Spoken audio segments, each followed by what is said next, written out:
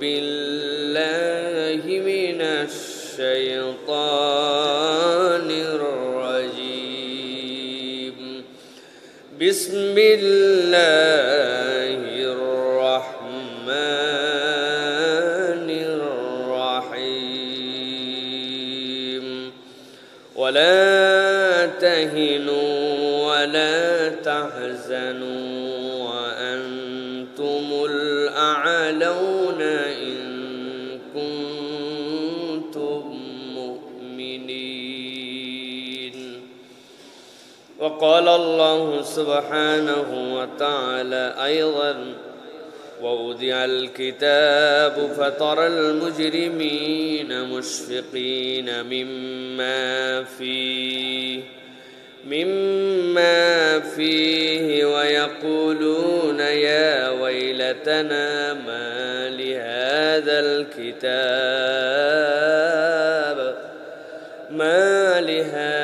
الكتاب لا يغادر صغيرة ولا كبيرة إلا أحصاها وقال النبي صلى الله عليه وسلم لا يقل أحدكم هلكت إنما يهلككم الشيطان رواه مسلم وقال الله سبحانه وتعالى إن الله وملائكته يصلون على النبي يا أيها الذين آمنوا صلوا عليه وسلموا تسليما اللهم صل على محمد وعلى آل محمد كما صليت على إبراهيم وعلى آل إبراهيم إنك حميد مجيد اللهم بارك على محمد وعلى آل محمد كما باركت على إبراهيم وعلى آل إبراهيم إنك حميد مجيد الحمد لله আল্লাহ রাব্বুল আলামিনের কাছে কৃতজ্ঞ হচ্ছি যে আল্লাহ রাব্বুল আলামিন আমাদেরকে সাইয়্যিদুল আইয়াম জুমার দিনে সাইয়্যিদুল মাকান আল্লাহ রাব্বুল আলামিনের ঘরে আল্লাহ রাব্বুল আলামিনের জিকির করার জন্য আমাদেরকে আগে ভাগে আসার বসার তৌফিক যোগ্যতা সুস্থতা মন মানসিকতা পরিবেশ পরিস্থিতি দান করলেন সে আল্লাহর কাছে আমরা আল্লাহ রাব্বুল আলামিনের শেখানো বাক্যে কালিমাতুশ শুকর আদায় করছি সকলে পড়ছি আলহামদুলিল্লাহ দরুদ এবং সালাম বর্ষিত হোক মানবতার মহান মুক্তির দূত আকায়ে নামদার তাজেদারে মদিনা আপনার আমার প্রিয় রাসূল জনাবে মুহাম্মদুর রাসূলুল্লাহ সাল্লাল্লাহু আলাইহি ওয়াসাল্লামের প্রতি সম্মানিত হাজিরিন আজকের এই জুমা পূর্ব সংক্ষিপ্ত সময়ে আমরা অত্যন্ত গুরুত্বপূর্ণ একটি বিষয়ে কথা শুনব সেটি হচ্ছে বর্তমান সমাজে ছোট থেকে বড় তরুণ যুবক বৃদ্ধ ধর্মকর্ম বেশি করেন কম করেন তালেব এলেম ওস্তাদ ইমাম খতিব মুয়াজ্জিন সরকারি কর্মকর্তা বেসরকারি কর্মকর্তা ব্যবসায়ী সব শ্রেণী পেশার মানুষের মধ্যে একটি কমন জিজ্ঞাসা হচ্ছে বা কমন অনুভূতি হচ্ছে নিজেদেরকে আমরা উজ্জীবিত রাখতে পারি না আমরা কেন জানি যে কাজই করি সেটাতেই নিস্তেজ হয়ে যায় নিজেদেরকে যে উজ্জীবিত করা নিজেদেরকে চেয়ার আপ করা নিজেদেরকে চার্মিং নিয়ে যাওয়া এটার ক্ষেত্রে আমাদের ভাটা পড়ে পড়ালেখার ছাত্র পড়তে আর মন টানে না 3 দিন স্পিড থাকে তো এরপরে 7 দিন স্পিড ছাড়া হয়ে যায় ইবাদত করতে শুরু করি কিন্তু ইবাদত কন্টিনিউ করতে ভালো লাগে না প্রত্যেকের মধ্যে কম বেশি আমাদের এই জড়তা আমাদের এই স্পিডহীনতা আমাদের মধ্যে নিজেদেরকে চাঙ্গা করে রাখার যে মানসিকতা এই জায়গাতে আমাদের প্রত্যেকের কম বেশি ল্যাকিংস এবং আমাদের একটা দুর্বলতা আছে কি না ভাই যাদের নাই আজকের খুতবা তাদের জন্য নয় তারা ঘুমায় পড়তে পারেন আপনাদের কোনো টেনশন নাই কিন্তু যাদের আছে আমাদের এরকম আমি সহ আমি নিজেই চিন্তা করেছি যে বিষয়ে আসলে কোরআন এবং হাদিস কি বলে। কম বেশি এক সপ্তাহের মতো চিন্তা, আল্লাহ রাব্বুল আলামিন এর পরে কোরআন এবং হাদিস থেকে 11টি এরকম পয়েন্ট পেয়েছি যে যেইটা যদি আমাদের জীবনে একটা মালার মতো গাঁথা থাকে, তাহলে এই মানুষ সার্কেলে কখনো কখনো ওই যে একটা মালা যেরকম ধাক্কা দিলে এইটার পিঠে এসে পড়ে, তারপরেরটা পরে, তারপরেরটা পরে, সার্কেল অব্যাহত থাকে। এই 11টা বিষয়ের সাথে সে যদি নিজেকে টাচের মধ্যে রাখতে পারে, ইনশাআল্লাহ ওই মানুষকে আল্লাহ রাব্বুল আলামিন উজ্জীবিত রাখবে। বয়স সবার একরকম থাকবে না। আমি যে গতিতে দৌড়াতে পারবো, 80 বছরের একজন মুরব্বী হয়তো সে গতিতে দৌড়াতে পারবেন না, কিন্তু দৌড়াতে পারবেন এরকম একটা যেন অবস্থান মানুষের মধ্যে থাকে, পঙ্গু যেন না হয়ে যায়।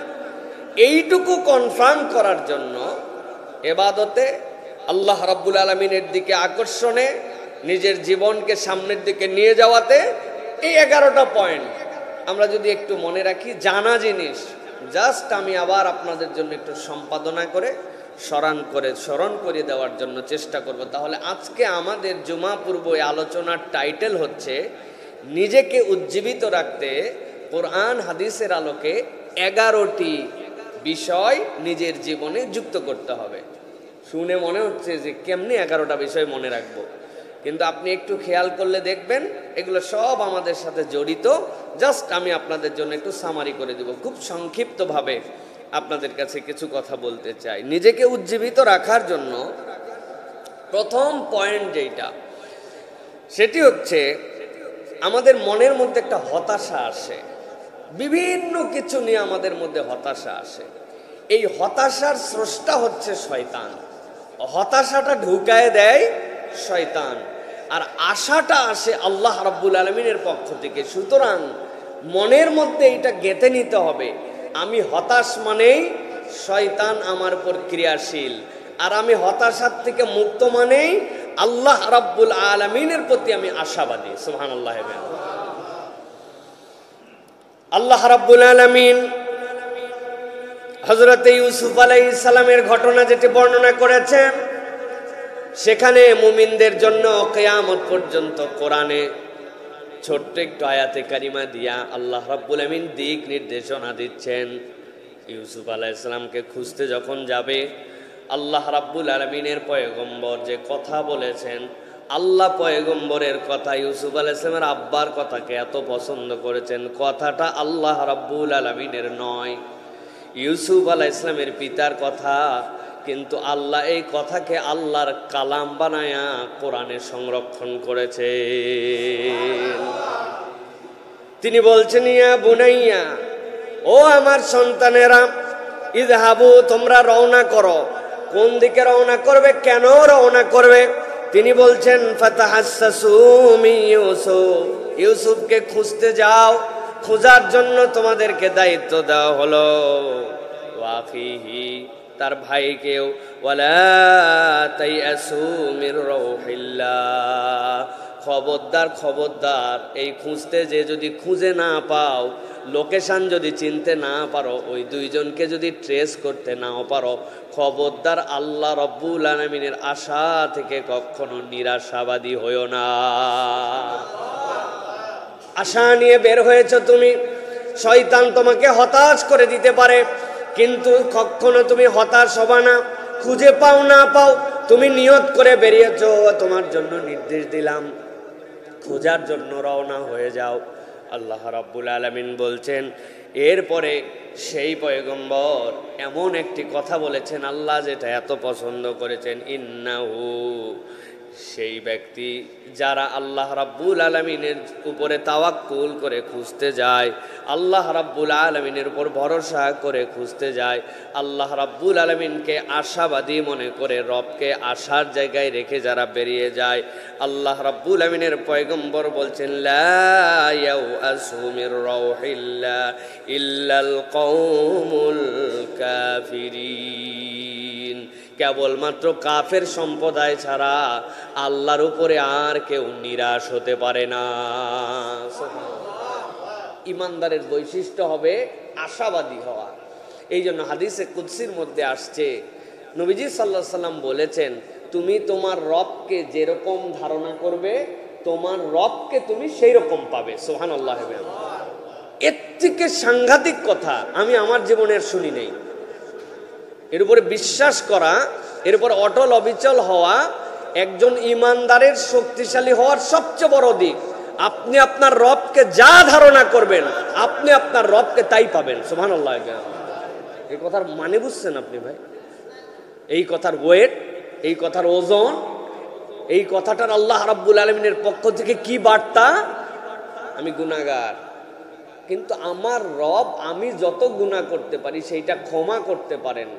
আমার রব জান্নাতেরও মালিক জাহান্নামেরও মালিক, আমার রব আমাকে জান্নাত দিতেই পারেন। এই বিশ্বাসটা ইমানদারের মধ্যে যখন আসবে, আমার রব যা ইচ্ছা তাই করতে পারেন, আমার বিশ্বাস যখন এটা আসবে, ওই ইমানদার যে আত্মবিশ্বাসী মুমিন হবে, এই ইমানদারের সামনে দুনিয়া একদিক হয়ে যেতে পারে, কিন্তু ওই ইমানদার তখন আল্লাহ ছাড়া আর কাউকে ভয় করবে না। সুবহানাল্লাহ। এই জন্য প্রিয় ভাইয়েরা, প্রথম নিজেদের জীবন থেকে হতাশা, আমার দ্বারা কিছু হলো না, আমি কিছু করতে পারবো না, কেমনে হলো, বয়স তো কম হলো না, কত কারো হয়ে গেল, মানে আপনারে শয়তান হেন কোনো রাস্তা নাই যে এই দিক দিয়ে আপনারে খোঁচাবে না। আর যত খোঁচাবে তত আপনি হাসবেন আর ভাববেন এইগুলা সব হতাশা শয়তানের পক্ষ থেকে। আল্লাহ বলছেন তুমি নিরাশ হয়ো না, যেই রব আমাকে আশা দিয়েছেন, শয়তান তুই আমারে নিরাশ করে কি করবি। বান্দা একবার যদি হৃদয়ে এটা অনুভব করতে পারে, ওই বান্দার সফল না হয়ে আর কোনো রাস্তা থাকবে না ইনশাআল্লাহ। এই জন্য প্রিয় ভাইয়েরা, আল্লাহ রাব্বুল আলামিন কোরআনুল কারীমের মধ্যে বলেছেন, ওয়ালা তাহিনু ওয়ালা তাহজানু ওয়া আনতুমুল আ'লাউনা ইন কুনতুম মুমিনিন। তোমরা কোনো হতাশ হও না, তোমরা কোনো নিরাশ হও না, ভয় পেও না। আল্লাহ বলতেছেন ওয়ান্তুমুল আ'লাউনা, তোমাদের উপরে কেউ উঠতে পারবে না, ইন কুনতুম মুমিনিন, যদি তোমরা ঈমানদার হতে পারো, তাহলে আল্লাহ রাব্বুল আলামিন তোমাদের উপরে কারো পজিশনই রাখবেন না। সুবহানাল্লাহ। আমাদের উপর কারো পজিশন রাখবেন না আল্লাহ বললেন, কিন্তু আমরা তো দেখি টাকা পয়সায় মুসলমানদের মধ্যে থেকে এক নম্বর দুনিয়ায় কেউ নাই, প্রযুক্তিতেও দেখা যায় এক নম্বর দুনিয়াতে কেউ নাই। হ্যাঁ, পাওয়ার যেগুলা গেম খেলতেছে, সবচেয়ে বড় জেড ফাইটার, সবচেয়ে বড় অমুক তমুক, সবই তো দেখি কাফের মুশরিকদের হাতে, তাই না প্রিয় ভাইরা? ওয়া আনতুমুল আ'লাউনার অনেকগুলি ব্যাখ্যা, তার মধ্যে একটা ব্যাখ্যা হচ্ছে দুনিয়ার এই জীবনই একমাত্র জীবন নয়, দুনিয়ার জীবন শেষ হওয়ার পরে যেখানে যায় ফায়সালা হবে, ওই দিন ইমানদারের রাস্তা হবে জান্নাতের রাস্তা, আর কাফের মুশরিকদের দুনিয়ায় সব ছিল কিন্তু রাস্তাটা হবে জাহান্নামের রাস্তা। তা আমরা সব জান্নাতের রাস্তার পথিক। সুবহানাল্লাহ।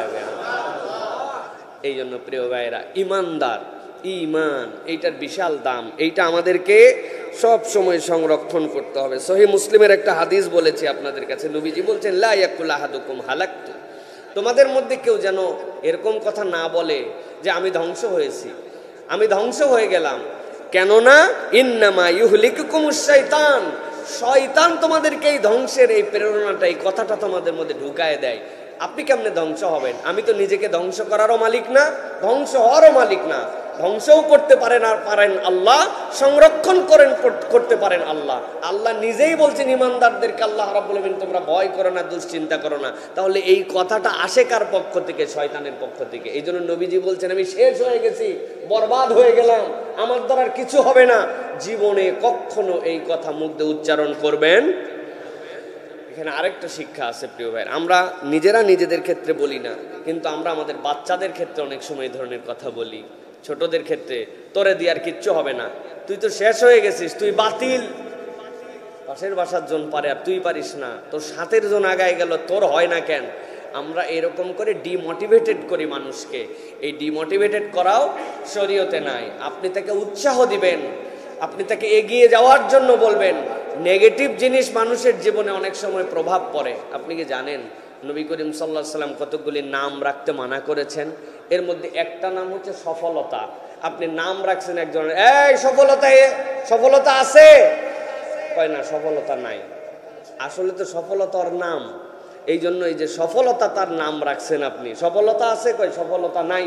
হ্যাঁ, তো এই ধরনের যে নামগুলি, এই নাম রাখতে পর্যন্ত নবী করিম সাল্লাল্লাহু আলাইহি সাল্লাম নিষেধ করেছেন যে এই ধরনের নাম পর্যন্ত তোমরা রেখো না, যাতে তার মধ্যে নেগেটিভিটি যেন ঢুকতে না পারে।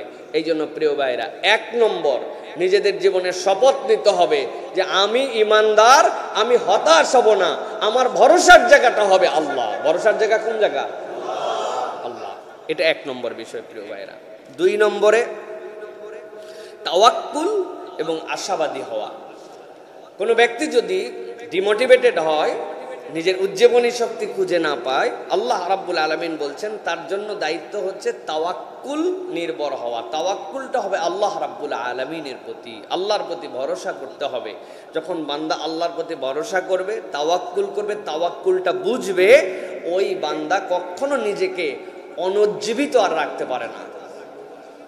নবী করিম সাল্লাল্লাহু আলাইহি ওয়াসাল্লাম মদিনায় যুদ্ধের দামামা বাজার পরে আল্লাহর নবী সাল্লাল্লাহু আলাইহি ওয়াসাল্লাম জাফর ইবনে আবি তালেবকে যুদ্ধের জন্য পাঠালেন। হাদিসের মধ্যে আসছে, জাফর ইবনে আবু তালেব যখন হাঁটা চলা করতেন, পেছন থেকে দেখলে মনে হতো মুহাম্মাদুর রাসূলুল্লাহ চলাফেরা করছেন। দেখতে যেরকম মিল, চেহারায় সেরকম মিল, হাঁটা চলায় সেরকম মিল। হাবাসায় হিজরত করে গিয়েছিলেন, হিজরত করে চলে আসলেন মদিনায়। আল্লাহর নবী এত খুশি হলেন যে আল্লাহর নবী নিজের গায়ের চাদর পরে গেল। আল্লাহর নবী দৌড়ায় যেয়ে জাফর রাদিয়াল্লাহু তাআলা আনহুকে বুকের সাথে জড়ায় ধরলেন। হযরতে জাফর রাদিয়াল্লাহু তাআলা আনহু যুদ্ধের ময়দানে চলে গেছেন। যুদ্ধের ময়দানে যাওয়ার পরে ইসলামের পতাকা তার হাতে, কাফের মুশরিকরা তার ডান হাতে আক্রমণ করেছে।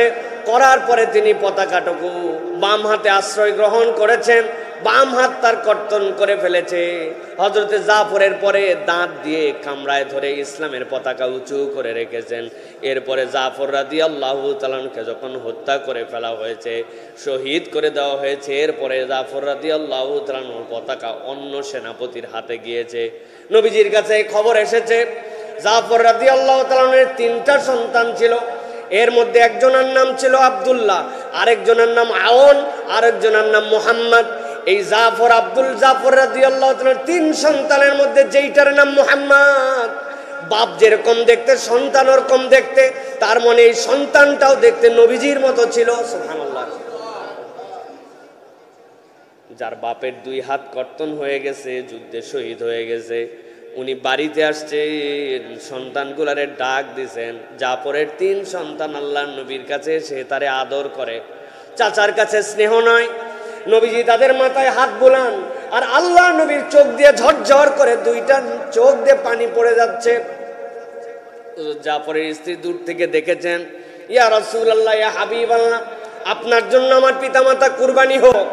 বাচ্চারে আদর করেন কিন্তু আপনার চোখ দিয়ে পানি পড়ে কেন? অন্য বাচ্চারে আদর করার সময় তো আপনি হাসেন। আল্লাহ নবী আর গোপন রাখেন নাই। আল্লাহ নবী বলছেন, কি বলবো আর, যুদ্ধে এদের বাপকে প্রেরণ করা হয়েছিল, শত্রুপক্ষ তার 2টা হাত কেটে ফেলে দিয়েছে, তাকে শহীদ করে দিয়েছে। আমি নিজে দেখেছি জাফরকে, আল্লাহ রাব্বুল আলামিন আমাকে দেখিয়েছেন জান্নাতের মধ্যে তার 2 হাত নাই, কিন্তু আল্লাহ তারে 2টা পাখা লাগাই দিয়েছেন। ওই পাখা দিয়ে জাফর জান্নাতে ঘুরে বেড়ায়। নবীজি গেছেন সান্ত্বনা দেওয়ার জন্য, জাফরের সন্তানদের কাছে আদর দেওয়ার জন্য। স্ত্রীর কাছে এই খবর কেমনে পৌঁছাবেন? স্ত্রী যেন আশ্রয় পায়, মনের মধ্যে যেন তার সান্ত্বনা আসে। জাফর রাদিয়াল্লাহু তাআলার স্ত্রী এমন একজন মুমিনা, এমন একজন হৃদয়ের প্রশান্ত হৃদয়ের মানুষ। রাসূলুল্লাহ সাল্লাল্লাহু আলাইহি সাল্লাম তাকে সান্ত্বনা দিচ্ছেন। আর এই কথা শুনে জাফর রাদিয়াল্লাহু তাআলার স্ত্রী কোরআনুল কারীমের আয়াত তেলাওয়াত করে আল্লাহ নবীকে উল্টা শুনাইছেন। সাথে সাথে তিনি বলতে শুরু করেছেন, ওয়া মান ইয়াতাওয়াক্কাল আলাল্লাহি ফাহুয়া হাসবুহু। তিনি বুঝাতে চান, ও আমার হাবিব, আপনি আমার কাছে যে খবর নিয়ে এসেছেন আমি বিধবা হয়ে গেলাম, সন্তানগুলা এতিম হয়ে গেল, কিন্তু এইগুলা একটাও আমার কাছে তেমন কোনো বড় বিষয় নয়। আমি আল্লাহর উপরে ভরসা করেছি, আল্লাহ আমার জন্য যথেষ্ট। ইতিহাস সাক্ষ্য দিচ্ছে হযরতে জাফর রাদিয়াল্লাহু তাআলার স্ত্রী দুইজন খলিফার সাথে তার বিয়ে হয়েছিল। এরপরে হযরত আবু বকর রাদিয়াল্লাহু তাআলার স্ত্রী ছিলেন, আবু বকর ইন্তেকালের পরে হযরত আলী রাদিয়াল্লাহু তাআলার স্ত্রী ছিলেন। দুইজন খলিফা তার পরিবারের অভিভাবক আল্লাহ বানায় দিয়েছেন, সুবহানাল্লাহ। এই জন্য প্রিয় ভাইয়েরা, ওয়া আলাল্লাহি ফাতাওয়াক্কালু ইন কুনতুম মুমিনিন, আল্লাহর উপর ভরসা করা, এটা মুখ দিয়ে বললে হয় না ভাই, আমি আল্লাহর উপর ভরসা করছি, আর হঠাৎ করে টায়ার বাস্ট হয়েছে আপনি লাফ দিয়ে উঠে মনে করেন যে ঘরের মধ্যে ঢুকে গেছেন, এটা এত সস্তা কারবার না। এটার জন্য অন্তরের স্থিরতা, আল্লাহর সাথে কানেক্টিভিটি, এইটা আমাদের জন্য অনেক বেশি জরুরি। তবে ইমানদারি এইটা পারে, আল্লাহর উপর ভরসা করতে ইমানদারি এইটা পারে। এই ট্রিটমেন্টটা ইমানদারের জন্য প্রিয় ভাইরা, কেননা ইমানদার ঘাবড়াবে না, তার ভয় হবে, আতঙ্ক হবে, মানবিক কারণে পেরেশানি হবে, দুশ্চিন্তা হবে, কিন্তু তার একটা জায়গা থাকে শেষ পর্যন্ত যে আল্লাহর উপর ভরসা আছে, ইনশাআল্লাহ আমার আল্লাহ আমার জন্য কিছু করবেন। এই যে ভরসার জায়গাটুকু, এই ভরসার জায়গাটুকু আমাদের জন্য খুব বেশি গুরুত্বপূর্ণ। নবী করিম সাল্লাল্লাহু আলাইহি ওয়াসাল্লামের হাদিস কে জানে না? এখানে শুনলে সকলেই বলবেন এই হাদিস তো আমাদের জানা। নবীজি বলছেন, লাউ আন্নাকুম তাওয়াক্কালুন আলাল্লাহ হাক্কা তাওয়াক্কুলিহি লা রুজিকতুম কামা তুরজাকুত তাইর। নবীজি বলছেন, তোমরা যদি ভরসার মতো ভরসা করতে পারো, বিশ্বাস করো, পাখি যেরকম চাকরি বাকরি ব্যবসা, কোনো ব্যক্তির প্রতি ভরসা, কোনো প্রতিষ্ঠানের প্রতি তার আস্থা, এগুলার বাহিরে সকালবেলা খালি পেট নিয়ে বাহিরে যে সন্ধ্যাবেলা ভরা পেট নিয়ে ফেরত আসে, আল্লাহ বলতেছেন পাখিকে যেই আল্লাহ কোনো চাকরি বাকরি ব্যবসা ছাড়া রিজিক দিতে পারেন, ভরসা করতে পারলে আল্লাহও তোমাদেরকে এরকম রিজিক দিবেন, সুবহানাল্লাহ। আমরা গত সপ্তাহে আফ্রিকায় ছিলাম। এই মরুভূমির এ মাথা থেকে, এই বনাঞ্চলের এ মাথা থেকে ও মাথা যে কত বড়, এইটার মাপ যে কত, আল্লাহ রাব্বুল আলামিন এত বিশাল এই জায়গা করেছেন। আমরা ঢুকেছি ভিতরে, হাজারো ধরনের প্রাণী, ভাগ্য আমাদের সাথে সেই দিন আল্লাহ দেখাবেন। এই জন্য এই লক্ষ লক্ষ প্রাণীর মধ্যে থেকে সিংহ শিকার করে, তিনটা তার ফুটফুটে ছানা আমরা দেখলাম একদম গাড়ি থেকে সর্বোচ্চ 10-15 হাত দূরে। এই তিনটা ছানা চুপচাপ বসে আছে এক জায়গায়, ওদেরকে ইচ্ছা করলে ধরা যায়, এরকম বুলবুলি সাইজ, ছোট কেবল। আর তার মা শিকার করতে গেছে যে একটা জেব্রাকে ধরে ফেলছে, ধরে সেইটাকে সে ছিঁড়লো, ফাড়লো, খাইলো, দাঁত দিয়ে টেনে তাকে নিয়ে গেল। এই যে ইকো সার্কেল, ওই বাচ্চা তিনটা জানে যে তার মা তার জন্য শিকার করে নিয়ে আসবে। হাজারো ধরনের পাখি ঘুরতেছে, প্রাণী ঘুরতেছে, প্রত্যেকের খাদ্য। না কেউ আবাদ করছে, না কেউ চাষাবাদ করছে, না কোনো চাকরি বাকরি আছে, না কারো পিএফ আছে, প্রভিডেন্ট ফান্ড, কিচ্ছু নাই। প্রত্যেকের খাদ্য আল্লাহ রাব্বুল আলামিন দিচ্ছেন, খাচ্ছে, আল্লাহ রাব্বুল আলামিন তাদের জন্য ব্যবস্থা করতেছেন। আল্লাহর নবী শুধু এই কথাটুকুই বলছেন যে তুমি একটা পাখিও দেখতে পাবে না, সকালবেলা বেরিয়ে যায়, সন্ধ্যাবেলা এরকম টাইট হয়ে থাকে পেট, ধরে কোনোদিন দেখেন একবার এই জায়গাটা টাইট, আর কিচ্ছু নেওয়ার মতো নাই। সে মরুভূমিতেই হোক আর তৃণভূমিতেই হোক, শহরের মধ্যে হোক আর গ্রামে হোক, সব জায়গায় যেখানে পাখি আছে সে তার খাদ্য উদর পূর্তি করে আসে। আল্লাহ বলছেন, ভরসা যদি এই পাখির মতো তোমার হৃদয় একবার ঢুকাতে পারতে, আল্লাহ তোমার রিজিকের অফুরান নিয়ামত দান করে দিতে। এই জন্য ভরসাটা ভরসা করার মতো করতে হবে, কেবল মুখের কথাই নয়, অন্তর থেকেই ভরসাটা সৃষ্টি করতে হবে আমাদের প্রিয় ভাইরা। এটা গেল 2 নম্বর। 3, যে আমরা উজ্জীবিত হব কিভাবে। 3 নম্বর হচ্ছে নামাজে আমাদের জন্য শান্তি এবং হতাশা থেকে মুক্তি দেয়। আমার হতাশা, আমার উজ্জীবনী শক্তি কম মানে আমার সালাত ঠিকঠাক মতো হচ্ছে না, আমার স্পিড কমে গেছে মানে আমার সালাতের মধ্যে আমাকে ঠিকঠাক মতো যেই আইটেম, যে সার রস পানি আমার শরীরে আসার কথা, ওইটা আমার শরীরে আসছে না। প্রিয় ভাইয়েরা, আল্লাহ রাব্বুল আলামিন কোরআনুল কারীমের মধ্যেই বলেছেন, সূরা বাকারার 45 নম্বর আয়াতে, ওয়াস্তাঈনু বিস-সাবরি ওয়াস-সালাহ, তোমরা আল্লাহ রাব্বুল আলামিনের কাছে কি দিয়ে সাহায্য চাবে? ধৈর্য এবং সালাতের মাধ্যম দিয়ে। অতএব আমাদের সালাত যদি ঠিক না হয়, আমরা যতই পানি দেই নিচে, কিন্তু শেকড় কাটা। এই জন্য শেকড়ের সাথে সম্পৃক্ততার জন্য আমার সালাতকে আমার সুন্দর করতে হবে। ইন্নাস সালাতা তানহা আনিল ফাহশাই ওয়াল মুনকার, আল্লাহ বলছেন এইগুলি তোমার খারাপ থেকে, অন্যায় থেকে তোমার জীবনকে বাঁচিয়ে রাখবে। যার সালাত অন্যায় থেকে ফিরাতে পারে না, তার সালাতকে নতুন করে ঠিক করার জন্য প্ল্যান করতে হবে। কত মানুষ আমাদের কাছে জিজ্ঞাসা করেন, হুজুর সালাতে মনোযোগ পাই না।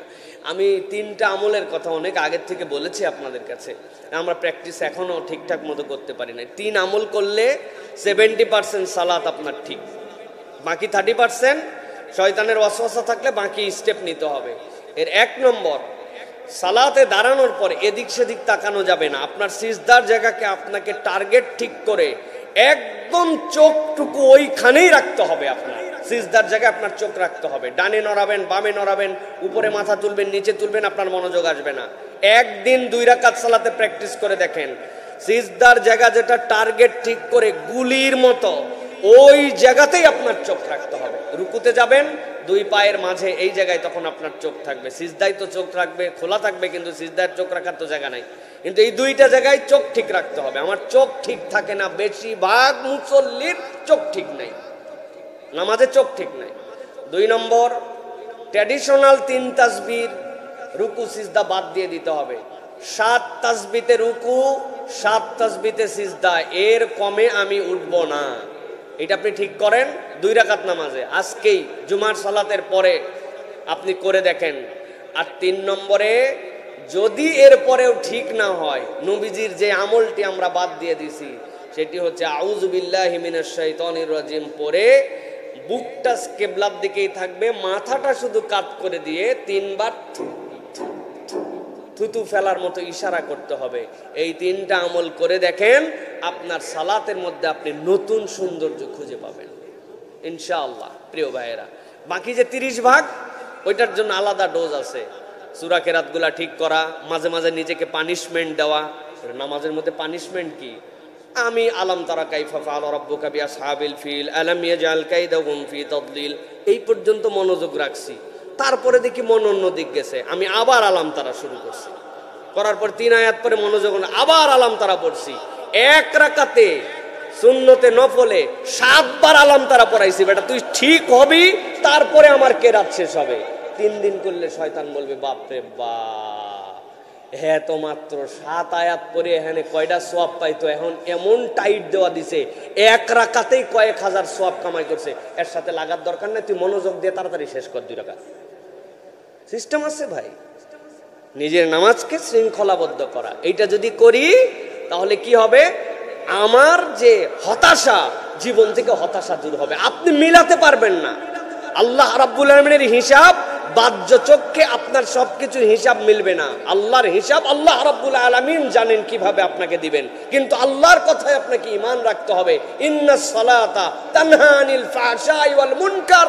ওই ফাহশার মুনকার কেবল মিথ্যা কথা, বাজে কথা এটা না, ওইটা অন্তরের যে নিরাশাবাদী চিন্তা, অন্তর যে স্থিরতা হয় না, অন্তর উজ্জীবিত হয় না, আল্লাহ এই খারাপটাও আপনার অন্তর থেকে সালাত দ্বারা দূর করে দেবেন ইনশাআল্লাহ। প্রিয় ভাইরা, এই জন্য আল্লাহ বলছেন ওয়াস্তাঈনু বিস-সাবরি ওয়াস-সালাহ, তোমরা আল্লাহর কাছে এইটার দ্বারা সাহায্য চাও। আল্লাহ বলছেন এইটা সাহায্য চাওয়ার তোমার মাধ্যম, এটা তোমার জন্য। আর সাথের মধ্যে আরেকটা কথা আছে, সুন্নত এবং নফল যেগুলো আমাদের আছে, এইগুলা রুকুতে সিজদাতে আল্লাহ রাব্বুল আলামিনের কাছে চাইতে হয়, আল্লাহর কাছে সাহায্য প্রার্থনা করতে হয়। দোয়া মাসনুন এগুলা পড়ার পরে বাংলা ভাষায় আপনি আল্লাহর কাছে তাহাজ্জুদের দোয়ায় বলেন, যা চান তাই বলেন আল্লাহর কাছে। বান্দা যখন এই সালাতের মাধ্যম দিয়ে চায়, আল্লাহ তখন ওই বান্দাকে দিয়ে দেন। সুবহানাল্লাহ ওয়া বিহামদিহি। সুতরাং এইটা আমাদের 3 নম্বর বিষয়। 4 নম্বর বিষয়, প্রিয় ভাইয়েরা, কোরআন হচ্ছে হৃদয়ের জন্য শিফা। আমরা উজ্জীবিত থাকতে চাই, কিন্তু কোরআনের সাথে আমাদের কোনো সম্পর্ক নাই। কোরআনের সাথে সম্পর্ক না থাকলে মানুষ নিজেকে উজ্জীবিত রাখতে পারবে না। এই জন্য বলা হয় আলা বিযিকরিল্লাহি তাতমাইন্নুল কুলুব। আল্লাহ রাব্বুল আলামিন সূরা রাদ 23 নম্বর সূরার 28 নম্বর আয়াতে বলছেন, বান্দা তোমার অন্তরের প্রশান্তি হচ্ছে কোরআন। অন্তরের প্রশান্তি কি? কোরআনুল কারীম। কিভাবে অন্তরের প্রশান্তি? মুফাসসিরিনে কেরাম ব্যাখ্যা করেছেন, একটা শুধু আপনাদেরকে বলি। কোরআন কোনো সৃষ্ট বিষয় নয়, কোরআন হচ্ছে কালামুল্লাহ। কোরআন আল্লাহর কালাম, কোরআন আল্লাহর বানানো না, কোরআন কি আল্লাহর কালাম। জাস্ট সিম্পলি আপনি চিন্তা করেন, আমার রব যেটা কালাম কথা হিসাবে বলেছেন, আমি কি নরাধম, আমি কি আল্লাহর গোলাম, যে আমাকে আল্লাহ কি যোগ্যতা দিলেন যে আল্লাহর কালামটুকু আমার ঠোঁট দিয়ে আমি উচ্চারণ করতে পারি, পড়তেছি আমার ঠোঁট দিয়ে, কিন্তু কথাটা আমার আল্লাহ। সুবহানাল্লাহ। যেটা সৃষ্ট নয়। আসমান সৃষ্টি, জমিন সৃষ্টি, মানুষ সৃষ্টি, কোরআন সৃষ্টি না। কোরআন কি? কালামুল্লাহ, আল্লাহর কালাম। সুতরাং এটার একটা এফেক্ট আছে ভাই। এই যে বলে না 3 কুল পড়েন, পড়ার পরে গা মোছায় করেন, তারপরে আয়াতুল কুরসি পড়েন, এইটার একটা দাম আছে, এটার ফজিলত আছে। আপনার মাথায় সবকিছু বুঝে আসবে না, দুনিয়ারই তো অনেক কিছু আমাদের বুঝে আসে না, কিন্তু ভাব ধরি আমরা সব বুঝে ফেলাইছি একবারে, আমার থেকে বোঝেন না আর কেউ নাই, এরকম একটা ভাব নিয়েছি। কিন্তু এই মানুষে অনেক কিছু নিজেই কয়দিন আগ পর্যন্ত বুঝতো না। ভাইরে বললাম, ভাই তাকানো মাত্র বুঝছে, উনি এইখানে সুইচগুলো অফ করে দিছে। ও ভাই, ওইখানে সুইচ অফ করলো আর এই ফ্যান বন্ধ হয়ে গেল, মনে হয় ব্যাপার না, তাই না? কিন্তু এটা 20-30 বছর আগে এটা যদি বলতো, তাহলে বলতো হুজুরে মাথা নষ্ট হয়েছে, তাছাড়া ওই জায়গায় চাপ দিয়ে এটা কেমনে বন্ধ করতে বলে। এখন আমরা বুঝে ফেলছি জন্য আমাদের কাছে এটা খুব সহজ আইটেম হয়ে গেছে। আমি আফ্রিকার থেকে আমার বাচ্চাদেরকে বাঘ দেখাচ্ছি, আমার বাচ্চাদেরকে আমি ওই জায়গা থেকে লায়ন দেখাচ্ছি, এই দেখো মা, আমার থেকে 10 হাত দূরে লায়ন, বাবা তোমার ভয় লাগতেছে না? কিন্তু একবার কল্পনা করতেছে না যে হাই রে হাই, কি প্রযুক্তি যে ওই জায়গার থেকে 7 সমুদ্র 13 নদী পার করে, হ্যাঁ, 15,000 মাইল দূরে বাংলাদেশের এক নিভৃত গ্রামে দেখতে পাচ্ছি, শুয়ে গেছে, গায়ে শুয়ে গেছে। কিন্তু এইটা যদি 10-15-20 বছর আগে বলা হতো, মানুষে পাগল বলতো, ঠিক কিনা ভাই? তা আপনি আপনার সেন্সেই এইটুকু কেবল আবিষ্কার করার কারণে আপনার কাছে আর ওইটা আইটেম মনে হয় না। আর আল্লাহ রাব্বুল আলামিন বললেন শিফাউল লিমা ফিস সুদূর, কোরআন পড়ো, 3 কুল পড়ো, গা মোছে করো, এই ওজিফাটা 33 বার পড়ো, নামাজের পরে এই ওজিফাগুলি করো, আয়াতুল কুরসিটা পড়ো, এইটার দ্বারা এই ফায়দা হবে। আপনি বলতেছেন 3 বার পড়লে কি, 7 বার পড়লে কি, পরে পানিতে ফু দিলে কি, মানে গায়েই বাঁধে না আমাদের কাছে। যদি গায়ে না বাঁধে তাহলে তো আল্লাহ রাব্বুল আলামিনের ঠেকা পড়ে নাই যে আপনার জন্য এফেক্ট করানোর। এই জন্য কোরআন হচ্ছে শিফাউল লিমা ফিস সুদূর।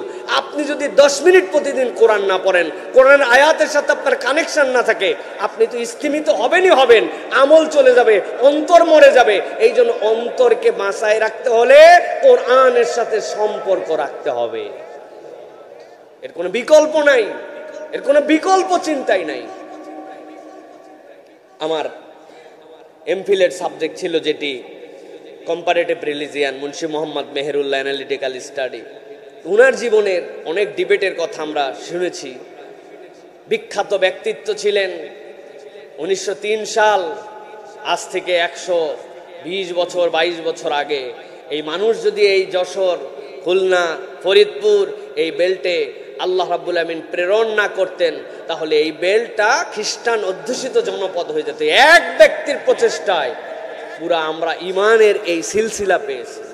উনি বিভিন্ন ডিবেট করতেন, মেঠো ডিবেটের উত্তর উনি মেঠো ডিবেট দিয়ে দিতেন। উনি কখনো কোরআন হাদিস দিয়ে মেঠো প্রশ্নের উত্তর দিতেন না। এক লোক ফরিদপুর মেডিকেল ফেল, উনার কাছে আসছে যে হুজুর পানি পড়া দেন। উনি পানিতে ফু দিয়ে দিছে। এক হিন্দু দেখছে, দেখে বলছে হায় হায় মেডিকেল ফেল, হ্যাঁ।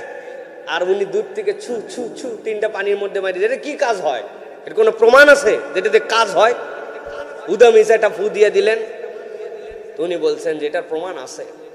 আগামীকালকে আমার যশোর দরাটানায় একটা মাহফিল আছে, ওই মাহফিলে আপনি আসবেন, ওইখানে আপনাকে প্রমাণটা দিব। হাজার হাজার লোক, হিন্দুই বেশি আসছে আরো, যে এই যে ফু দিলে কাম হয়, এটা নাকি মাহফিলে প্রমাণ করে দেখাবে। তো মানুষের কাছে বিরাট বড় ব্যাপার না, যেটা প্রমাণ করে দেখবে। এটা লোক ভরা, সব লোক উপস্থিত, স্টেজ ভর্তি, সেই পণ্ডিত, ব্রাহ্মণ বাবা একদম বসে আছে, হুজুর আসে না। অনেকক্ষণ পরে হুজুর আসছে, লোকজন হই হই। হুজুর যখন আসছে, হুজুর স্টেজে উঠার পরেই হাতের মধ্যে পায়ের খরম নিছে, নিয়ে দূরে তাকায় দেখে স্টেজের আরেক মাথায় ওই লোক, যেই লোক বলছে প্রমাণ করে বসে আছে, বলছে আপনারা দেখে তো আমার মেজাজটা পুরো চইটে গেল, মনে হলো আপনারা ঠাস ঠাস 2টা ভর মজলিসে লাগাই দেয়। কি লাগাই দেয় তাই বলে নাই, কিন্তু হাতে খরম আছে, যারটা সে বুঝে নিছে কি লাগানোর কথা বলছে। এখন এই চিন্তা করছে আমি আসছি প্রশ্নের উত্তর নিতে, আর হুজুর আমার এমন অপমান করলো এত লোকের সামনে। এই লোক ফর্সা মানুষ, চোখ লাল হয়ে গেছে, কপালের এই জায়গা তো কাঁপতেছে, ইজ্জতে লজ্জায়, মানে এক অবস্থা খারাপ। বলছে আপনি মুখ সামলায় কথা বলেন। বলে কি এর মুখ সামলায় কথা বলে? আবার কথা বলে ঠাস ঠাস দুটো লাগাবো। এক কথায় দুই কথায় এ বসার থেকে উঠে দাঁড়ায় গেছে, আমার এত বড় বেইজ্জত করে। খানিকক্ষণ পরে বসায় উনি মাইক নিছে, নিয়ে বলছে প্রিয় উপস্থিতি, এই হাজরান মজলিসের সামনে উনি আমার থেকে 15 থেকে 20 হাত দূরে। আমি উঠার পরে খালি বলছি ঠাস ঠাস দুটা লাগাবো, কি লাগাবো বলছি, বলছে না। কিন্তু উনি তাহলে লাল হয়ে গেল। আবার খানিকক্ষণ পরে যখন গরম বেশি হয়েছে তখন বলছে আবার দুইটা লাগাবো। উনি স্টেজ থেকে উঠে দাঁড়ায় গেল। উনার থেকে আমার ডিস্টেন্স কত? 10-15 হাত। আমার মুখের ছোট্ট একটা ঠাস ঠাস লাগাই দিব, এই কথা বলার কারণে উনার লাল চেহারা যদি এরকম হয়ে যায়, উনার কপাল যদি ঘেমে যায়, আরেকবার বলার কারণে বসা মানুষ যদি দাঁড়ায় যায়, ডিস্টেন্স আমার 10-15 হাত, তাহলে আমার আল্লাহর কালাম করে পানিতে ফু দিলে কাজ হবে না, এই ব্যাককল বলে কেমনে? শিফা উল্লিমা ফিস সুদূর, এর মধ্যে কি আছে আমরা জানি না, সব খুঁজে নিলাম, কেবল কোরআন থেকে দূরে সরে গেলাম। আমরা হুজুররা পর্যন্ত কোরআনের মাসাব ছুঁয়ে পড়ার যে বরকত, এটা আমরা পড়ি না, অথচ এটা আমাদের ওজিফা। নিজেকে যদি উজ্জীবিত রাখতে চাই, আপনাকে অবশ্যই কোরআনুল কারীম পড়তে হবে, কোনো বিকল্প নাই। আরে কিসের মানে বোঝেন আর না বোঝেন, মানে না বুঝলেও কাজ হবে আপনার। ওয়েন অন অন সবাই পড়তে জানে না, কিন্তু সুইচ চাপ দিলে ফ্যান অন হয়ে যায়। পড়তে পারলে ভালো, অর্থ জানলে আরো ভালো, এটা জানা উচিত। কিন্তু তাই বলে পড়া ছেড়ে দিতে পারবেন না। একদল আছে শয়তানি বুঝ দিছে, অর্থই বুঝো না, উদামিসা পড়ে কি হবে, আছে না? এটা শয়তানের ভাই। আপনার অর্থ জানতে হবে, অর্থ বুঝতে হবে, কিন্তু কোরআন অর্থ না বুঝে পড়লেও ফায়দা হবে ইনশাআল্লাহ। আল্লাহ রাব্বুল আলামিন এই জন্য এই কোরআন থেকে আমাদেরকে শিক্ষা নেওয়ার তৌফিক দান করেন। প্রিয় ভাইয়েরা, এটা আমাদেরকে উজ্জীবিত রাখার, এটা হচ্ছে 4 নম্বর। দীর্ঘ হয়ে যাচ্ছে। 5 নম্বর হলো দোয়া। হতাশা ভাঙার সবচেয়ে বড় মাধ্যম হচ্ছে দোয়া। ইমানদার দোয়া ভুলে গেছে। আল্লাহ রাব্বুল আমিন বলছেন উদউনি আস্তাজিব লাকুম, সূরা গাফির 40 নম্বর সূরার 60 নম্বর আয়াত। উদউনি আস্তাজিব লাকুম, তোমরা আমার কাছে চাও বান্দা, আমি তোমাদেরকে দিয়ে দিব। সুবহানাল্লাহি বিহামদি। বান্দা আল্লাহর কাছে চায় না, এই জন্য আল্লাহ রাব্বুল আমিন দেন না। আল্লাহ কোরআনুল কারীমে সূরা নমলের মধ্যে বলেছেন আম্মা ইউজিবুল মুত্তাররা ইযা দাআ, কে আছে তিনি ছাড়া যখন বান্দার প্রয়োজন হয় তার কাছে চাইলে কেবলমাত্র তিনিই দিতে পারেন। প্রিয় ভাইয়েরা, এই দোয়ার ব্যাপারে আমার একটা বোল্ড কনসেপ্ট, যেটা আমি সব সময় বলি, ইমানদার আল্লাহর কাছে চাওয়ার ক্ষেত্রে সবচেয়ে বেশি যেইগুলা দিয়ে চাবে সেটা হচ্ছে রব্বানা এবং রব্বি। এই দুইটা দোয়া দিয়ে বান্দা যখন আল্লাহর কাছে চায়, আল্লাহ ওই বান্দাকে ফেরত দিতে লজ্জাবোধ করেন। বলবেন হুজুর কেমনে? আমি উদাহরণ দেই আপনাদের জন্য, যে একজন মন্ত্রী সাহেব তার একজন পিএস নিয়োগ দিবে, পেপারে বিজ্ঞাপন দিয়েছে এই যোগ্যতা লাগবে। হ্যাঁ, হঠাৎ করে তার বোন তাকে ফোন করছে ওই মন্ত্রীর, যে ভাই রে, তোর ভাই তো যা যা যোগ্যতা চাইছিস তার থেকে বেশি সরকারি পাবলিক ইউনিভার্সিটির থেকে পড়ালেখা করে গ্র্যাজুয়েশন করে বসে আছে, হুদামিসা তুই তোর ভাগিনাটারে বাদ দিয়া তুই নিয়োগ দেওয়ার জন্য অমুকরে ডাক দিলি, এটা কোনো কথা হলো? ওই বোন, আমি তো খেয়াল করি নাই, তবে সরকারি নিয়োগের একটা প্রক্রিয়া আছে, চাইলে আমি আমার ভাগনাকে নিয়োগ দিতে পারি না, তবে আমি যেহেতু তার মামা, এই চাকরি তার মিস নাই, আবেদন করতে বল। বুঝে থাকলে বলেন তো ভাই, বড় বোনের সাথে তার ছেলের ব্যাপারে ছোট ভাই মন্ত্রী যদি বলে চাকরি তার মিস নাই, এই চাকরি হতে পারে কিনা? আবেদন করার আগে ওই ভাগিনা মামার কাছে গেছে, মামা আবেদন কেমনে করা লাগে, এটা সবচেয়ে সুন্দর প্রক্রিয়া কি আমি তো জানি না, আপনি একটু বলে দেন, আমি একটুখানি দয়া করে আবেদনটা লিখি। তো ব্যাককল, এত পড়ালেখা করে কি করলি, এখন তারপরে আইসিস আমার কাছে দরখাস্ত লেখার জন্য? রাগ করুক যাই করুক, মামার কাছে আবদার, বলছে লেখ, তাড়াতাড়ি লেখ। বরাবর মন্ত্রী বিষয় পিএস নিয়োগের জন্য আবেদনপত্র, বলতেছে কে ভাই? কথা বলেন, বলে কে? মামা, মন্ত্রী। আবেদনটা যাবে কার কাছে? মন্ত্রীর কাছে। বুঝলে থাকবে বলেন, চাকরি মিস হবে তো না? খানিকক্ষণ পরে ভাগিনা বলছে, আপনি কন আর আমি লেখি, কি বানান লেখি, কি ভুল করি। মামা একটু রাগ করেন না মামা, আপনি একটু লেখা দেন তো। এখন মামা লিখতেছে, বরাবর মন্ত্রী কার কাছে লিখতেছে, কে চাকরিটা দিবে, কেটা? আমি আমার ভাষায় বলি ভাই, এই চাকরি মিস হওয়ার সম্ভাবনা নাই, হতেও পারে। মন্ত্রী হয়তো পছন্দ করছিল, কিন্তু প্রধানমন্ত্রীর আরেকজন পছন্দ আছে, এই জন্যই চাকরি যেতে পারে। কিন্তু একবার ভেবে দেখেন, আপনি আল্লাহর কাছে বলতেছেন রব্বানা যালামনা আনফুসানা, রব্বানা, ও আমার আল্লাহ। এই দোয়াটা শিখাইছে কে? এই দোয়াটা বলতেছে কে? এই দোয়াটা কবুল করবে কে? যে আল্লাহ রব্বানা যালামনা বলে শিখাইছেন, যেই আল্লাহ রব্বানা আতিনা ফিদ দুনিয়া বলে শিখাইছেন, যেই আল্লাহ রব্বিশরাহ লি সাদরি শিখাইছেন, ওই আল্লাহ বান্দা যদি দিল দিয়ে দোয়া করে এই দোয়া ফিরাতে পারে না। এই জন্য প্রিয় ভাইয়েরা, দোয়া হলো হতাশা ভঙ্গের হাদিয়া। এই জন্য আল্লাহ রাব্বুল আলামিন বলছে উদউনি আস্তাজিব লাকুম, চা বান্দা, উত্তর আমি দিব। আমি চাইতে পারি না, দেনে ওয়ালা তৈয়ার হে, লেনে ওয়ালা হি নেই। দেওয়ার লোক রেডি, আমার দোয়া করার মতো সময় নাই। নামাজের পরে ভক্কত চক্কর কি বলতেছে ভাই, লা ইলাহা ইল্লা আনতা সুবহানাকা ইন্নী কুনতু মিনাজ জালিমিন। আল্লাহ তুমি ছাড়া কোনো ইলাহ নাই, বড় ঝামেলায় আছি। ইন্নি, নিশ্চয় আমি ঝামেলায় আছি। ওর খাওয়া, ওর টাকা, ওর আয়োজন, হুজুর বলতেছে আমি ঝামেলায় আছি, একবার হ্যার নাম বলে না। কি হিসাব বেকুব আমরা ভাই, চিন্তা করছেন আপনি? তাহলে আল্লাহর কাছে আমরা কেমনে চাইলাম প্রিয় ভাইরা? এই জন্য যার চাওয়া তাকে চাইতে হয়, চাওয়ার মতো চাইতে হয়। উদউনি আস্তাজিব লাকুম, এই আয়াতের প্রতি ঈমান না থাকলে আপনি কাফের হয়ে যাবেন। আর আল্লাহ রাব্বুল আলামিন ইন্নাকা লা তুখলিফুল মিয়াদ, আল্লাহ কখনো নিজের ওয়াদা ভঙ্গ করেন না। আপনি চাইতে পারলে আল্লাহ দিবেনই দিবেন। সুবহানাল্লাহ। চান, চাওয়াটা শিখে নেন প্রিয় ভাইরা। এই জন্য আল্লাহ রাব্বুল আলামিন বলছেন দোয়া হতাশা ভঙ্গের হাতিয়ার। এটা হচ্ছে আমাদের 5 নম্বর বিষয়। আর দোয়া হুয়াল ইবাদাহ, এটা নবী করিম সাল্লাল্লাহু আলাইহি ওয়াসাল্লাম বলছেন দোয়া স্বয়ং ইবাদত। অন্যদিন আবার এই বিষয়ে কথা বলবো প্রিয় ভাইরা। 6 নম্বর, কষ্টের পরেই সহজীকরণ আসবে, এই বিশ্বাসটা আপনার হৃদয়ের মধ্যে রাখতে হবে। ইন্না মাআল উসরি ইউসরা। এটার তাফসীর যারা আমার স্টুডেন্ট আছেন তাদের জন্য বললাম, তালেব ইলম আছেন তারা এই তাফসীরটা আরেকবার পড়বেন। ইন্না মাআল উসরি ইসরা, ইন্না মাআল উসরি ইসরা। এখানে নাকেরার সাথে মারেফা এবং একই শব্দের কারণে আরবির যে আল্লাহ রাব্বুল আলামিন অসাধারণ সৌন্দর্য ঢুকায় রাখছেন। আল্লাহ বলছেন বান্দা তোর বিপদের বদলে কমসে কম আমি তোকে 2টা সুখ দিব। প্রত্যেক অস্থিরতার পর আপনার 2টা প্রশান্তি আসবে মিনিমাম। আল্লাহ এর মধ্যে, এই আয়াতের মধ্যে এটা ঢুকায় রাখছেন প্রিয় ভাইরা। অতএব আপনাকে বিশ্বাস রাখতে হবে, বিপদ আসতেই পারে, আল্লাহ রাব্বুল আলামিন পরীক্ষা করতেই পারেন, কিন্তু আমার এই পরীক্ষা কখনো ব্যর্থ নয়। নবীজি বলছেন মা ইউসিবুল মুসলিমা মিন নাসাবিন ওয়ালা ওয়াসাবিন ইল্লা কাফফারাল্লাহু বিহা মিন খাতায়া। তার একটা কষ্টও তার গুনাহ মুক্তির কারণ ছাড়া তার কাছে আসে না। একটা পায়ের তলে কাটা ফুটলেও, একটা মশা কামড়ালেও, চুলকায় একটা কষ্ট পাইলেও, ইস শব্দ হলেও, প্রত্যেকটা আল্লাহ রাব্বুল আলামিন কাফফারাল্লাহু খাতায়াহু, আল্লাহ তার কোনো না কোনো গুনাহ আল্লাহ মাফ করে দেন। সুবহানাল্লাহ।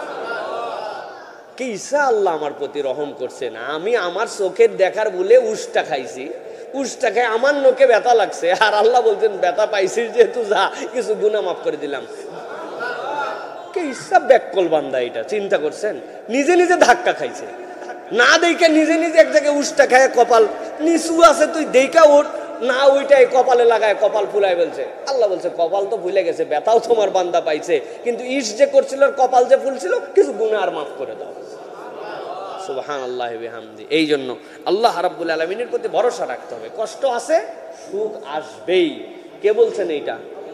কে বলছে? আল্লাহ। এই বিশ্বাস আমাদেরকে রাখতে হবে প্রিয় ভাইরা। 7 নম্বর, সালফে সালেহিনদের শিক্ষা।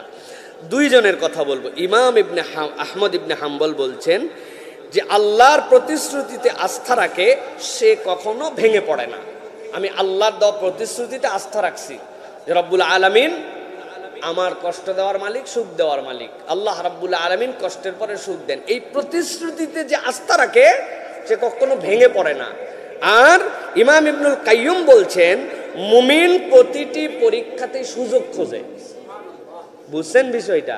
আমার জীবন যে পরীক্ষা যাচ্ছে, আমি সুযোগ খুঁজতেছি যে আমি কতটুকু আল্লাহর কাছে চলে যাব, আল্লাহ রাব্বুল আলামিনের প্রতি আমার ভরসা আরো বেড়ে যাবে। প্রত্যেক পরীক্ষাতে মুমিন সুযোগ খোঁজে যে আল্লাহ রাব্বুল আলামিন আমার জন্য এটা বিরাট বড় করে রিওয়ার্ড দিয়ে দিবেন, বিরাট বড় করে আমার জন্য ফিরাই দিবেন। তবে এগুলো বলা সহজ ভাই, কিন্তু বাস্তবতার সাথে মিলানো জীবনে অনেক কঠিন। যাদের সন্তান মারা যায় ছোটবেলায়, এটা বলা সহজ, কিন্তু এই সময় হৃদয়কে ঠিক রাখা বিরাট কঠিন ব্যাপার। এই হৃদয়টা ভিন্ন রকম হৃদয়। এই হৃদয়টা তৈরি করার জন্য এই মালাগুলার একটা সম্পর্ক রাখবে, এই মালা গাঁথার একটা সম্পর্ক লাগবে, একটার সাথে আরেকটার সম্পর্ক লাগবে প্রিয় ভাইরা। এই জন্য আল মুমিনুল কওয়িয়্যুন খায়রুন ওয়া আহাব্বু ইলাল্লাহ, যেই মুমিনটা শক্তিশালী, প্রত্যেক মুমিনের মধ্যে খাইর আছে, কিন্তু যেই মুমিন শক্তিশালী মুমিন, শারীরিক মানসিক প্রেসার নিতে পারে, আল্লাহ রাব্বুল আলামিনের কাছে অধিক পছন্দনীয়। এই জন্য আমাদেরকে আল্লাহ রাব্বুল আলামিনের কাছে শক্তিশালী মুমিন হিসাবে উপস্থাপিত হওয়ার জন্য চেষ্টা করতে হবে প্রিয় ভাইরা। 8 নম্বরে কর্মমুখী জীবন। জীবন যদি কর্মমুখী না হয় তাহলে উজ্জীবিত হবে না এই জীবন। আল্লাহ কোরআনুল কারীমের মধ্যে বলছেন, ফাইদা ফারাগতা ফানসাব, যখন তোমার কাজ শেষ হয়ে যাবে ইবাদত বন্দেগী, তখন তুমি রিজিকের তালাশি করো। আল্লাহ রাব্বুল আলামিন সিরু ফিল আরদ, আল্লাহ বলছেন এই জমিনে তুমি বের হও। ফাইদা কুদিয়াতিস সালাহ ফান্তাশিরু ফিল আরদ, তুমি বসে থেকো না, তুমি কর্মমুখী একটা জীবন না তালাশ করার জন্য চেষ্টা করো। কয়দিন আগে কোন এক লোকের জানি সাক্ষাৎকার পড়লাম, এই লোকের নাম ভুলে গেছি, তো সে বলতেছে আমারে যদি কোনো চাকরি করার জন্য 10 লাখ টাকা বেতন দেয় তাও আমি আমার ব্যবসা ছাড়বো না। আপনি কি এর ব্যবসা করেন? ডাবের ব্যবসা করি, ডাব কেটে মানুষকে খাওয়াই ভ্যানে করে। কই 10 লাখ টাকা দিলে ছাড়বেন না?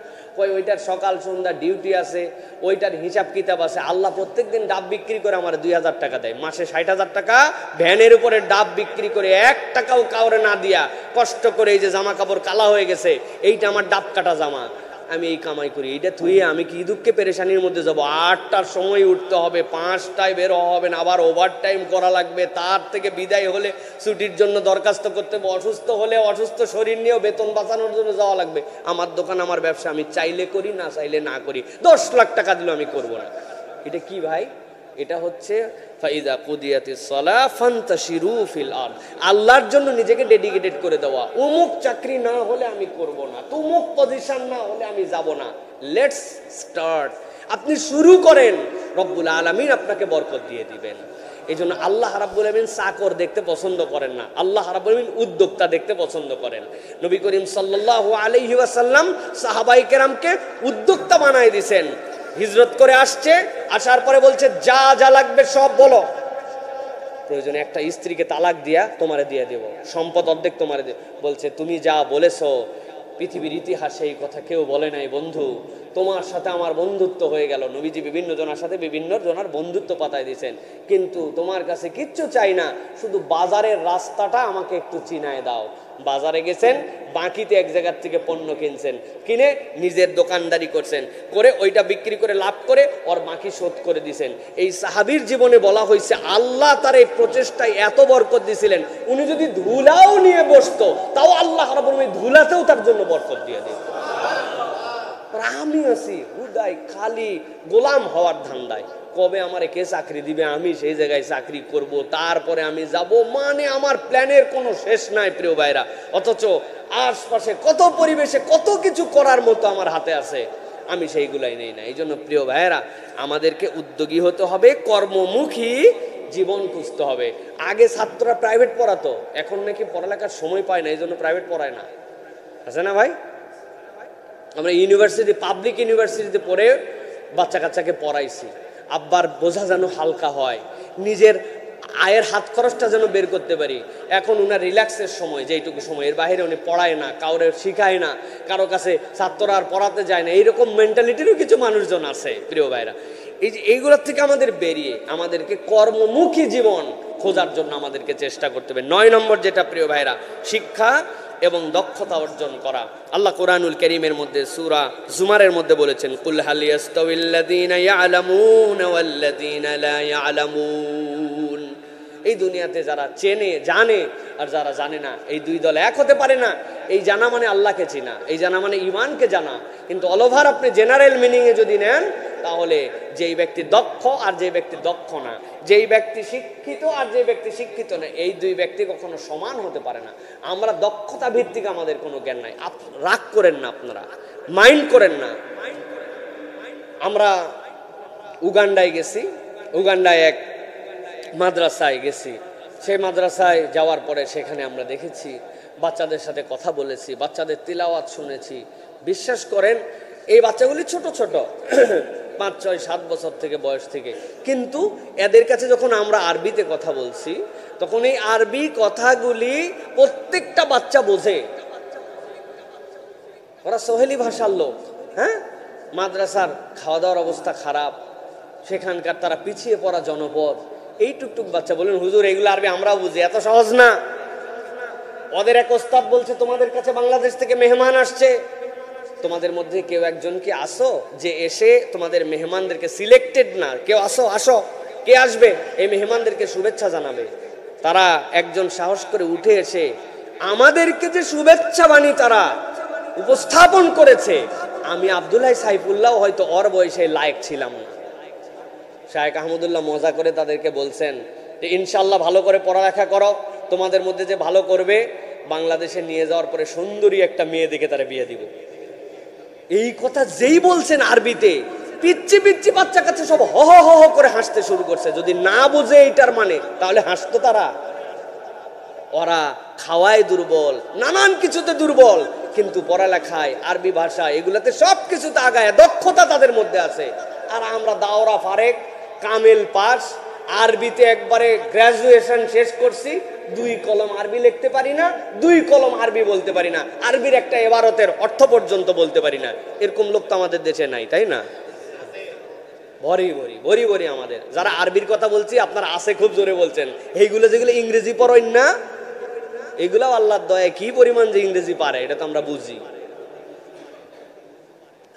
প্রিয় ভাইরা, কাউকে ছোট করার জন্য এটা বলছি না, দক্ষতার আলাদা দাম আছে। যা শিখবো সেটা ভালো করে শেখার মধ্যে একটা আলাদা বলিষ্ঠতা আছে, যেটা আমাদের মধ্যে আল্লাহ রাব্বুল আলামিন অর্জন করতে বলেছেন। এই জন্যই আল্লাহ শিখিয়েছেন রব্বি জিদনি ইলমা, আল্লাহ আমারে জ্ঞানকে বাড়িয়ে দাও।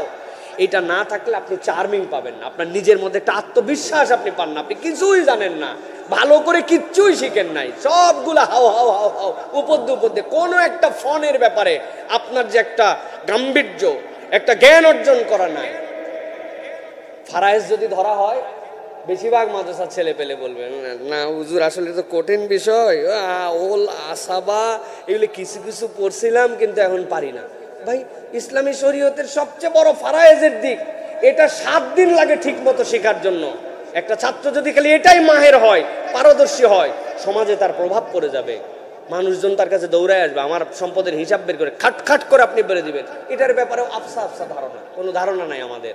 আসেন এরকম প্রিয় ভাইয়েরা, এই জন্য এই বিষয়গুলিতে আমাদের চার্মিংটা আসবে কি থেকে, যে আপনি যখন কোনো একটা বিষয় বুৎপত্তি অর্জন করছেন, এটা খুব গুরুত্বপূর্ণ। শেষ 2টা পয়েন্ট বলবো প্রিয় ভাইয়েরা। একটা হচ্ছে সময়ের ব্যবহারে ইতিবাচকতা। আপনার সময় ম্যানেজমেন্ট লাগবে। আপনার সময় ম্যানেজমেন্ট যদি না থাকে, আপনি আপনার নিজেকে উজ্জীবিত করতে পারবেন না। ভাই, আপনার সারাদিন কিভাবে কাটে? ভাই, সারাদিন ফজরের নামাজ পড়ি, এরপরে উঠি, ব্যবসায় যাই, চাকরি বাকরি করে আসি, সন্ধ্যার পরে তারপরে তো মাগরিবের নামাজ পড়ি, রাত্রেবেলা শুই। এটা আপনার কি টাইম ম্যানেজমেন্ট রে ভাই? আপনার তো কোনো টাইম ম্যানেজমেন্ট হলো না। আপনি প্রত্যেক দিন প্রোডাক্টিভ কি করেন? হ্যাঁ, আপনার সময় কিভাবে ব্যয় হয়, প্রোডাক্টিভিটি কি আপনার? আপনি যদি এটা হিসাব না করতে পারেন, টাইম ম্যানেজমেন্ট যদি লিখতে না পারেন, তাহলে আপনার এর দ্বারা উজ্জীবিত হওয়ার আপনার দ্বারা অসম্ভব। আমরা ম্যাক্সিমাম টাইম ম্যানেজমেন্ট বলতে আমাদের কিচ্ছু নাই। আপনি হিসাব করে দেখেন, টাইম ম্যানেজমেন্ট নাই আমাদের। এই টাইম ম্যানেজমেন্ট আমাদের জন্য খুব জরুরি। শাইখ আহমদুল্লাহ আমার একটা বুদ্ধি দিলেন যে সাইফুল্লাহ ভাই, আমি একটা জিনিস করতেছি, আপনি একটা চেষ্টা করেন। ফোনের পয়েন্ট থাকবে, ফোন বিছানাতে শুয়ে সোফাতে কাত হয়ে চিত হয়ে না, ফোন এক জায়গায় রাখা থাকবে, আমি ওই জায়গায় যে ফোন ব্যবহার করব। আর সেলফোনের থেকে ফেসবুক, ইউটিউবের অ্যাপ ডিলিট, যদি প্রয়োজন হয় ল্যাপটপে যে ব্যবহার করব। ওইটুক সময় আমার নির্ধারিত হোয়াটসঅ্যাপ চেক করার সময় থাকবে, ইউটিউব দেখার সময় ফেসবুক, তবে সেটা ফোনে না। ফোনে এই দুই, আপনি এই 2 অ্যাপস 3 দিনের জন্য আমি আপনার কাছে করজোরে অনুরোধ করলাম, ফেসবুকের অ্যাপসটা ফেলে দেন, ইউটিউবের অ্যাপসটা ফেলে দেন। দেখেন আপনি আর কাজ খুঁজে পাচ্ছেন না ভাই। আর ফোন ধরার জায়গা ঠিক করতে হবে, যেখানে সেখানে আপনার ফোন ধরা না। আমার ফোন আমি ওই জায়গায় যাই ধরি, ওই জায়গায় দেখে আবার চলে আসি। তাহলে আপনি দেখবেন আপনার হাতে কত সময় আপনি কল্পনার মধ্যে নিতে পারবেন না। আপনার কাছে পেরেশান লাগবে কয়দিন, আরে কি করব, করার তো কিছু নেই, করবোটা কি আমি এখন, এরকম ফিল হবে আপনার কাছে প্রিয় ভাইরা। এইটা উজ্জীবিত করে দিবে আপনাকে, হ্যাঁ আমার এখন কিছু করার আছে, কিছু আমাকে করতে হবে। টাইম ম্যানেজমেন্ট এইটা প্রিয় ভাইরা। এই জন্য হাদিস আসছে, এইটা আর বলার কি, আপনারা সবাই জানেন, নি'মাতানি মাগবুনুন ফিহিমা কাসীরুম মিনান নাস আস-সিহহা ওয়াল ফারাগ। দুইটা নিয়ামতের ব্যাপারে মানুষ সবচেয়ে বেশি গাফেল, একটা সুস্থতা আর একটা অবসর। এটার কোনো পাত্তা দেয় না পাবলিক। যখন অসুস্থ হয় তখন বুঝে হায় হায়, যখন ব্যস্ত হয়ে যায় তখন বুঝে কত হাতে সময় ছিল। এই জন্য প্রিয় ভাই এই দুটা বিষয়। আর সর্বশেষ বলবো, নিজেকে উজ্জীবিত রাখতে হলে সমাজে অবদান রাখতে হবে প্রিয় ভাইরা। সমাজে যদি আপনার কোনো কন্ট্রিবিউশন না থাকে, আপনি নিজেকে উজ্জীবিত রাখতে পারবেন না। সমাজের সাথে আপনাকে সম্পৃক্ত হতে হবে, এটার পজিটিভিটির সাথে আপনাকে নিজেকে সম্পৃক্ত রাখতে হবে। তাআওয়ানু আলাল বিররি ওয়াত তাকওয়া ওয়া লা তাআওয়ানু আলাল ইসমি ওয়াল উদওয়ান। সমাজের সাথে আপনার একটা কন্ট্রিবিউশন আছে। আমি একটা পরীক্ষামূলক আমল দেই, আগামী বুধবারে আপনি যে মসজিদে জুমা পড়বেন নিয়ত করছেন, অথবা আপনার কাছের মসজিদে বুধ বৃহস্পতিবারে 4-5 জন বন্ধু মিলে মসজিদ সাফ করতে যাবেন। মসজিদের ফ্যানগুলো কালো, মসজিদের ফ্যানগুলো পরিষ্কার করে দিয়েছেন, লাইটগুলো ময়লা, লাইটগুলো সিঁড়িটা ভালো করে ঘুষে একদম মনে হবে যে না আর সম্ভব না, আর সম্ভব না এই অজুখানা পরিষ্কার করা সম্ভব। আপনি একটু ব্লিচিং নিছেন, আপনি একটু যেই যেই কেমিক্যাল লাগে, ম্যাটেরিয়ালস লাগে, এগুলো সব নিয়ে টিয়ারসে অজুখানা ধুয়ে একদম চকচকা করে জুম্মার নামাজ পড়তে আইছেন ওই মসজিদে, আপনি হৃদয়ের মধ্যে একটা শান্তি পাবেন যে আমি একটা কিছু করে আসছি। বাড়িয়ালিকে মসজিদের অজু এই সামনের যে জায়নামাজগুলো আছে 3টা চুপ করে হাতে করে এসার নামাজ পড়ে নিয়ে চলে যাবেন, যায় গরম পানির মধ্যে দিয়ে পাউডার দিয়ে ভিজাইয়া ধুইয়া সুন্দর করে ফ্রেশ করে একটু সুগন্ধি লাগায় মসজিদে এসে বিছাই দিয়ে পিছনের কাতারেই বসেন, কিন্তু এই সুগন্ধিটা আপনার হৃদয়ের মধ্যে ওইখান থেকে পাবেন। সমাজের জন্য কন্ট্রিবিউশন, আপনি সমাজের জন্য কি করছেন, একটা মানুষের জন্য কি করেছেন। মনে হয়েছে আশপাশটা আজকে ঝাড় দিব, যা আছে কপালে, আমার বাড়ি থেকে 200 হাত পর্যন্ত রাস্তার পাশে ময়লা শ্যাওলা সব তুলে তুলে রাস্তার সব ময়লা ডানে বামে পরিষ্কার করে আপনি আজকে গোসল করছেন। ওই গোসলটার যে মজা পাবেন আপনি ওই ময়লাগুলা সাফ করার পরে, আপনি কল্পনাই করতে পারবেন না ওটার আনন্দ কি, ওইটা হৃদয়ের মধ্যে কি ফিলিংস দেয়। এই জন্য সমাজে আপনাকে কন্ট্রিবিউট করতে হবে, ভালো কোনো কাজের মধ্যে আপনাকে ঢুকতে হবে প্রিয় ভাই। এই জন্য খৈরুন নাস আনফাউহুম লিন-নাস, আল্লাহ নবী বলছেন উত্তম মানুষ সে মানুষের কল্যাণ করে যে। আমরা যদি এই কাজগুলি করি আমরা নিজেদেরকে উজ্জীবিত করতে পারবো। তাহলে 11টা পয়েন্ট বলেছি, সমাজে অবদান রাখা, সময়ের ব্যবহারে ইতিবাচকতা, শিক্ষা এবং দক্ষতা অর্জন, কর্মমুখী জীবন, সালাফদের জীবন থেকে শিক্ষা গ্রহণ, কষ্টের পরে প্রশান্তি আসবে বিশ্বাস, দোয়া হতাশা ভঙ্গের হাতিয়ার, কোরআন হৃদয়ের শিফা, নামাজে শান্তি এবং হতাশার মুক্তি, তাওয়াক্কুল এবং আশাবাদ, আর সর্বপ্রথম বলেছিলাম শয়তানের অস্ত্র হতাশা, সেখান থেকে নিজেকে মুক্ত করে ফেলা।